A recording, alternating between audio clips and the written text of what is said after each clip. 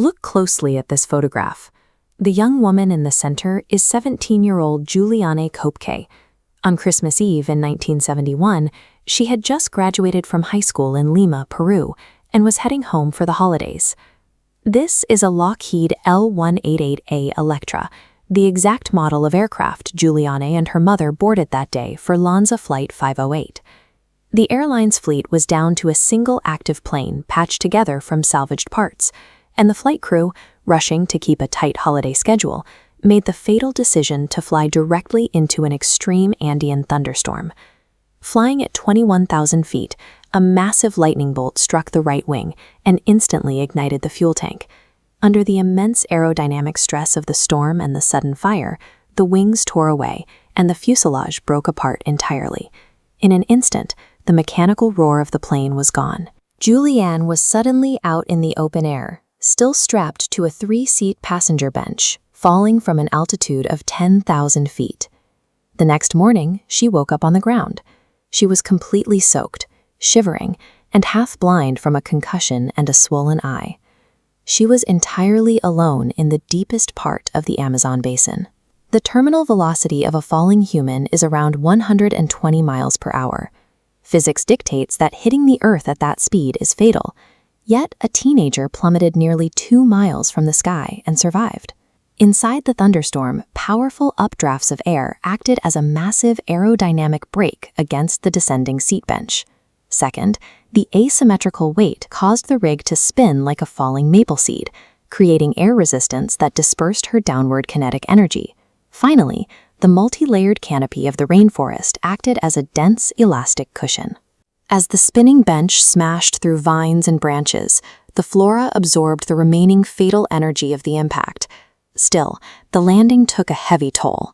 Juliane woke up with a broken collarbone, a deep laceration on her arm, and a torn knee ligament. She had also lost her glasses, leaving her severely nearsighted. Anomalous physics spared her from the impact, but it deposited an injured teenager into a lethal environment with no survival gear, meaning her ability to stay alive now depended entirely on her specialized knowledge. The standard human instinct in a crash is to stay by the wreckage and wait for rescue. Juliane overrode that instinct. Having lived for years at a biological research station with her zoologist parents, she knew a crucial rule. If you are lost, find moving water, because moving water leads to humans. This aerial view shows the sheer scale of the Amazonian hydrology she had to navigate. Juliane managed to trace small, shallow streams for days, eventually reaching a wider, far more dangerous river system. Wading through opaque water, she applied a counterintuitive tactic.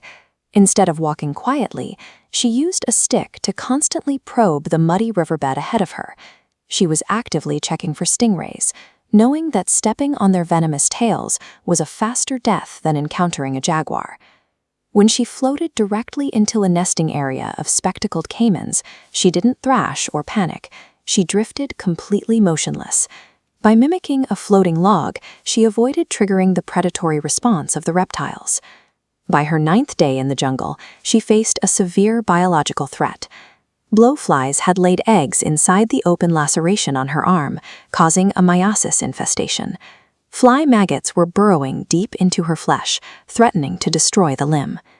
On the 10th day, she stumbled upon a small, empty boat with an outboard motor and a can of fuel. Remembering a brutal remedy her father used on a wounded dog, she poured the outboard gasoline directly into her own open flesh to suffocate the parasites, eventually extracting 30 maggots by hand. The gasoline worked. By applying the harsh field medicine she had studied as a child, Juliane cleared the infection and kept her trek moving into its 11th day. On the 11th morning, 3 forest workers returned to the hut where Juliane had taken shelter.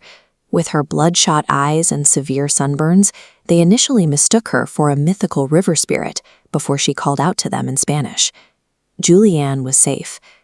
But when investigators finally reached the wreckage of Flight 508, they made a devastating forensic discovery. At least 11 other passengers, including Juliane's mother, had survived the initial fall. Those 11 passengers stayed with the aircraft and waited for a rescue that did not arrive in time. Juliane lived because she had already reached the river.